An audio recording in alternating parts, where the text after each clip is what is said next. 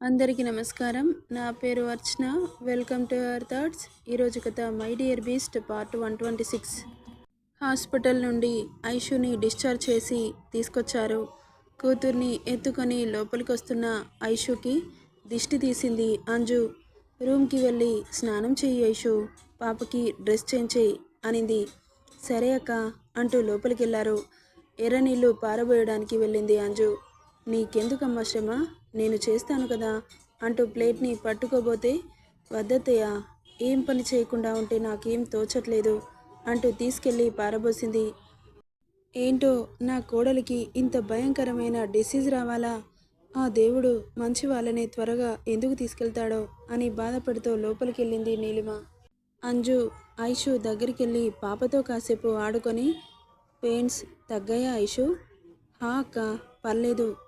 Okay, పాపకి feed చెయ్యి, ఆకలిస్తున్నట్లుంది, వేళ్ళు నోర్లో పెట్టుకుంటుంది అంటూ ఐషు చేతికిచ్చి, ఓకేరా, నేను ట్యాబ్లెట్స్ వేసుకోవాలి అని వెళ్తుంటే, అక్క అని పిలిచింది ఐషు. ఏంటని వెనక్కి తిరిగి చూసింది. ఆరాధ్య బావగారిని కాదనుకొని వెళ్ళిపోయింది కదా, మళ్ళీ ఎందుకు వచ్చింది అని అనుమానంగా అంజలిని చూసింది. వాళ్ళింట్లో వాళ్ళ పేరెంట్స్ రానివ్వట్లేదు, మనం కూడా రానివ్వకపోతే ఆడపిల్ల ఎక్కడికి వెళ్తుంది అనింది అంజు. అది సరే కానీ తను కోల్కతా నుండి ఇక్కడికి ఎందుకు వచ్చినట్లు అనింది ఐషు. అంజుకి ఏం చెప్పాలో తెలియక, నాకేం తెలుసు, తను ఇక్కడికి వచ్చి కాల్ చేస్తే తనకి షెల్టర్ ఇవ్వడానికి ఒప్పుకున్నాను అని చెప్పి వెళ్ళిపోతుండగా అక్క అన్న పిలుపు వినిపించగానే వెనక్కి తిరిగి చూసింది. నువ్వు ఏదో దాస్తున్నావు, నీ మనసులో ఏమనుకుంటున్నావో ఏంటో కానీ బావగారు నువ్వు ఎన్ని ప్లాన్స్ వేసినా ఆరాధ్యని మాత్రం పెళ్లి చేసుకోడు. చేసుకుంటే పెళ్ళికి ముందే ఆమెను చేసుకునేవాడు, ఇప్పుడు చేసుకుంటాడని ఎలా అనుకుంటున్నావు? నువ్వు దాని గురించి ఆలోచించడం మానేయక్క అనింది ఐషు.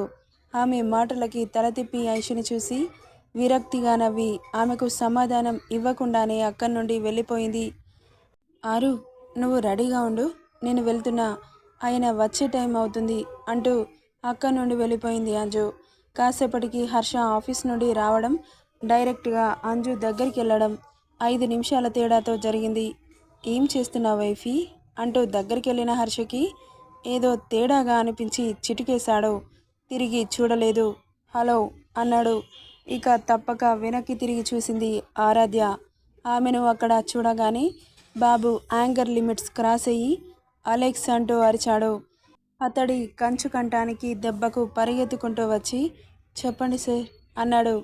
ఈ చెత్త ఇంట్లో ఇంకొక క్షణం ఉన్నా నీ ప్రాణాలు గాలిలో కలిసిపోతాయి అని వేలు పెట్టి చూపిస్తూ వార్నింగ్ ఇవ్వగానే అతన్ని వార్నింగ్కి జడుసుకొని ఆరాధ్య చేయి పట్టి బరబరా లాక్కెళ్ళి బయట విసిరి కొట్టి, ఇంకొకసారి ఈ ఇంటి వైపు చూసావనుకో, చూడ్డానికి నీ కళ్ళు, పెట్టడానికి కాలు రెండు ఉండవు, పో ఇక్కడి నుండి అంటూ అరిచాడు. ఏడుస్తూ అక్కడి నుండి వెళ్ళిపోయింది ఆరాధ్య. అంతే సీరియస్గా రూమ్లోకి వచ్చి మార్నింగ్ అంజు కట్టుకున్న చీరనే ఆరాధ్య కట్టుకోవడంతో అంజలినే అనుకున్నాడు హర్ష. రూమ్కి వెళ్ళిన అతనికి అంజలి కూడా మార్నింగ్ ఉన్న చీరలోనే కనిపించింది. Same colour, same design sari ఆరాధ్యకిచ్చి యాక్టింగ్ చేయమనింది అంజలిలాగా. హర్ష గురించి తెలిసి కూడా అంజు అలా చేయడంతో దాని తింగరి ప్లాన్ బెడిసికొట్టింది. ఇప్పుడు పాప పరిస్థితి ఏంటంటారు మాస్టారు? రూమ్కి వచ్చిన హర్ష బెడ్ మీద ఉన్న అంజుని చూసి కోపం తారాస్థాయికి పోతుంటే ఆమె చీర పట్టి గట్టిగా లాగాడు. సడన్గా అలా వచ్చి లాగుతాడని అనుకోని అంజు బేలగా చూస్తూ ఉంది. ఆమె చూపులు ఏమాత్రం పట్టించుకోకుండా చీరని లాగి పక్కన పడేసి ఆమె వేసుకున్న బ్లౌజ్ని కూడా లాగుతుంటే హబ్బీ అంటూ అరిచింది. షడాప్ అంటూ గర్జించాడు. ఉలిక్కి పడింది అతడి గర్జనకి. బ్లౌజ్ కూడా తీసి పక్కన పడేసి ఆమెను అమాంతం ఎత్తి వాష్రూంలో దింపి చల్లటి షవర్ని ఆన్ చేశాడు. ఇద్దరి తనువులు చల్లటి నీళ్ళకి పులకించిపోతుంటే ఆమె గుండెలకి చెయ్యి అడ్డం పెట్టుకొని ఏడుస్తూ ఉంది. ఆ చేతులని గోడకి అదిమి, ఎంత ధైర్యమే నీకు? ఒక పెళ్ళం చేసే పనేనా ఇది? ఛీ, నిన్ను ఇలా చూస్తుంటే నాకు చిరాకొస్తుంది వైఫీ. ఫస్ట్ టైం నాకు నువ్వు నచ్చట్లేదు అంటూ భుజం మీద ఇన్నర్ తప్పించి కసుక్కున కొరికాడు. కళ్ళల్లో నీళ్లు చిమ్మాయి. ఇంకోసారి ఇలాంటి చీప్ ట్రిక్స్ ప్లే చేశావనుకో, నువ్వు చావడం కాదు, నేనే చంపేస్తా అని సీరియస్గా చెప్పి విసురుగా వదిలి బయటకు వెళ్ళిపోయాడు హర్ష.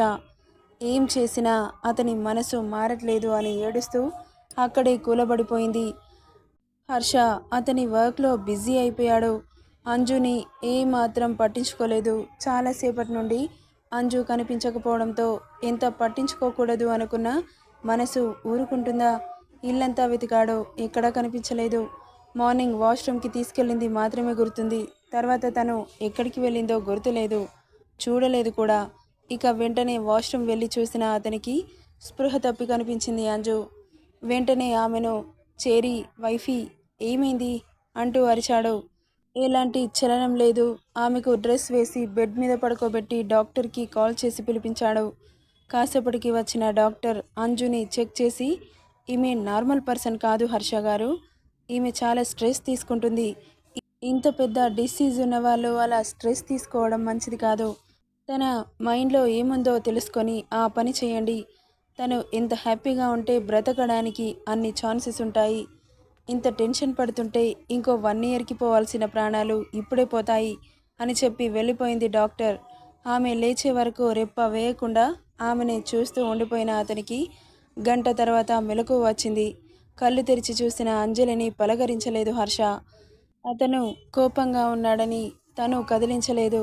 ఇక అప్పుడే మేడ్ జ్యూస్ గ్లాస్తో లోపలికి వచ్చింది. టేబుల్పై పెట్టి వెళ్ళిపోయింది. తాగమని హర్ష అనలేదు, అంజు కూడా తాగలేదు. కోపం పీక్సుకుపోయింది హర్షకి, ఆమె మొండితనం విడవట్లేదు అని. ఇక ఆలోచనలతో అటు ఇటు తిరిగి ఏదో నిర్ణయం తీసుకున్నవాడిలా, నువ్వేం చేసినా నీ మొండి పట్టుదల విడవవు కదా, అయితే సరే నాతో పాటు పద అంటూ ఆమె చేయి పట్టి లాక్కెళ్తున్నాడు. ఎక్కడికి అని అడగలేదు. గుడ్లు పెద్దవి చేసుకొని చూస్తూ ఉంది అంజు. ఆమెను కారులో కుదేసి కార్ స్టార్ట్ చేశాడు. అతని ఫేస్ చూడాలంటే భయం వేస్తోంది. తనకి కోపంతో అంతా ఎర్రగా మారిపోయింది అతడి ఫేస్. అగ్నిగోళాన్ని తలపిస్తున్న అతని కళ్ళు కదిలిస్తే కాల్చేస్తాయేమోనని భయం వేసి సౌండ్ మ్యూట్ చేసుకొని కూర్చుంది. కాసేపటికి కారాగింది. ఎక్కడా అని కంగారుగా చుట్టూ చూసింది. దిగు అన్నాడు బేస్ వాయస్తో. దిగింది. పో మీ ఇంటికి. ఇంకోసారి నా ఇంట్లో అడుగు పెడితే కాళ్ళు విరగొడతాను. నీకు భర్త లేడు, కొడుకు లేడు, అత్తారిల్లే లేదు. కనీసం నీ కన్ను పడినా చంపడానికి కూడా వెనకాడను అని చెప్పి దుమ్ము లేపుకుంటూ వెళ్ళిపోయాడు హర్ష. అతని మాటలకి నిలుక్కుపోయి శిలలా నిలబడిపోయింది అంజు. సుమిత్ర కార్ సౌండ్కి పరిగెత్తుకుంటూ బయటకు వచ్చి, అంజు ఏమైందమ్మా అంటూ భుజం తట్టింది. అప్పుడు ఈ లోకంలోకి వచ్చి ఆమెను చూసింది. ప్రశ్నార్థకంగా చూస్తుంది అంజు. ఏంటి అలా చూస్తున్నావు? అల్లుడు గారు ఎక్కడా? అలా వెళ్ళిపోయారేంటి? నువ్వేంటి ఇంత సడన్గా వచ్చావు? నాకు ఒక్క మాట కూడా చెప్పలేదు అని ప్రశ్నల వర్షం కురిపిస్తుంటే, ఇకపై నేను పోయే వరకు ఇక్కడే ఉంటానమ్మా, అక్కడికి వెళ్ళను ఇక అనింది.